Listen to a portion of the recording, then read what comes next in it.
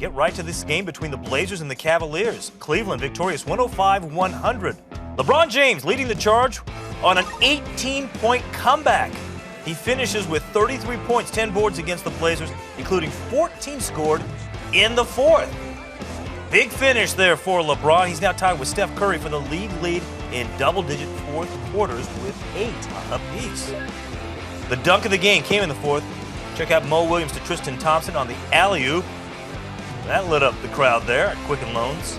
The win for the Cavaliers snaps a 3-game losing streak. Kevin Love adding 18 points. And guys, it just seems hard to believe that a team with that much talent, even though they're not fully stocked right now, anytime you have LeBron James playing, you have a 3-game losing streak. Yeah, well, LeBron has been the most consistent player on this team so far. Kevin Love, he hasn't really performed up to the expectations. He's been up and down. And Tristan Thompson, of course, another guy they signed a huge deal for this offseason. He hasn't really been delivering also. So this was a much-needed win because they started off very, very sluggish. Portland jumped on them early with a double-digit lead in the first quarter, but with that effort from LeBron, they were able to fight back in the game. I'm wondering, B-Mac, if the Cavs are kind of taking on the identity of the Spurs in the sense that they're not concerned with like doing something like Golden State is.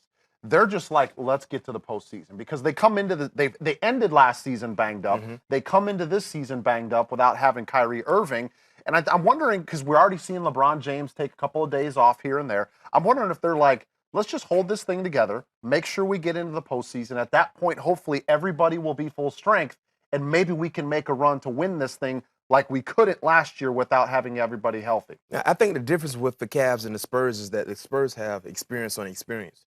Oh, yeah, the Cavaliers made it to the finals last season, but up until then, every other individual outside of LeBron has been a part of a losing franchise. Right. Now, I think they need to establish themselves in the East because I don't know if they can make it out of the East if they don't have home court, if they're not a top 3 seed.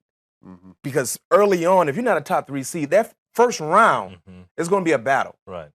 The beauty about them, for them, is that the Spurs and the Warriors are in the other division, or in the other conference, rather, and they will play it out, and then the Cavaliers just take care of business, then they can meet in the finals.